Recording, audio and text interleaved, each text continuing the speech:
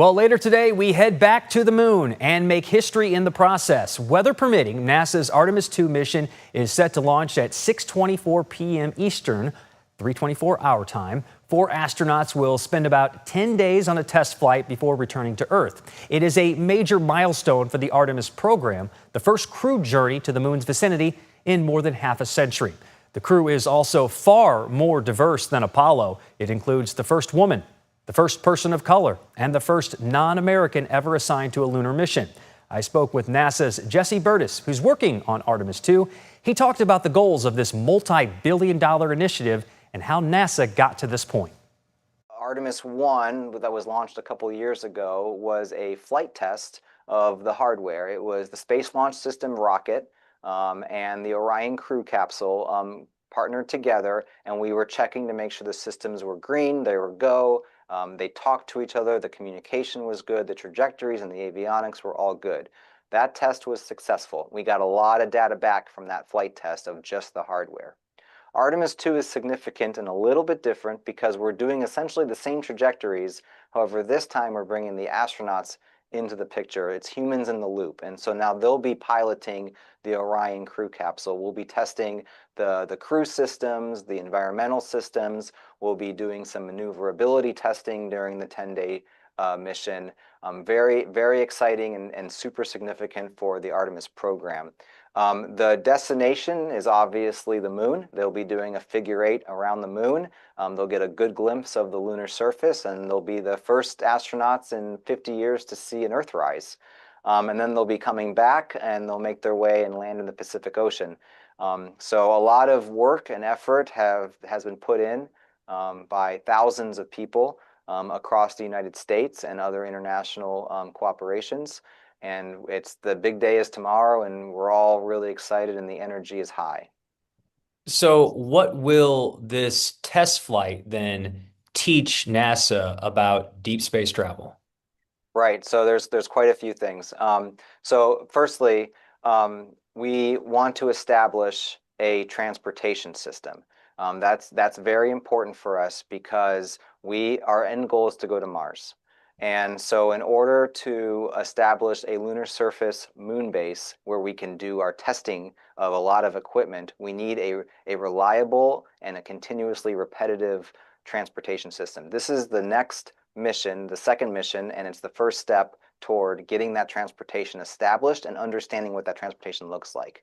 The idea is that after this mission, we can start launching faster and quicker and getting more material up on the surface to test quicker. And the end goal, obviously, would be to take that equipment once it's ready, and then we can travel to Mars. Tell us a little bit about the crew, what their roles are, and how they've trained for this mission.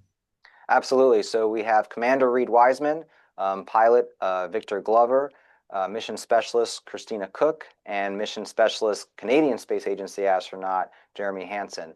So they are the 4 individuals selected for this mission. They are very bright individuals, very bold, daring. They are space explorers. Another thing about them is they are extremely curious and detailed, and that's very important. It's exactly the kind of characteristic that you would want. They are the best of the humanity. And so their training has been many, many years of training, primarily at Johnson Space Center, but they've gone to all the NASA centers. And what they're primarily interested in in their training is they want to understand all the mission aspects. They want to understand the mission profile. They want to understand everything on the hardware side down to the details. I mentioned they're detailed and curious, and that's very important. So they want to know all the contingency operations, how the hardware works together, what to do to troubleshoot the hardware.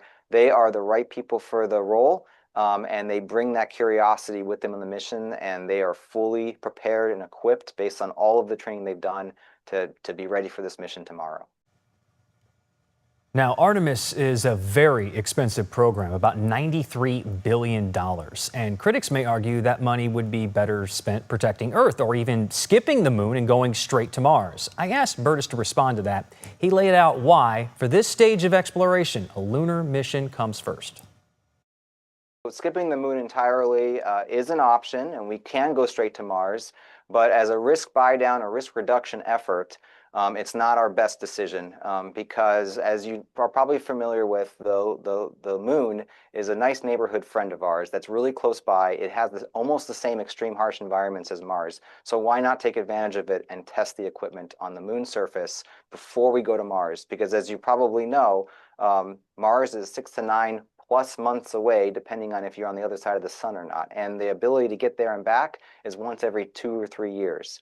So it is way easier for us to go to the moon, which is 4 days away, 3 or 4 days away, and come back in case we have any issues. So this is truly a stepping stone. So this is more, you can kind of think of it as like a risk reduction effort for NASA. Important context. I appreciate that. And I know our viewers at home are kind of curious about why we were going back to the moon. So it's very helpful to know the full story there. Jesse Burtis, NASA expert, thank you so much for your time and your insight, and good luck with the mission.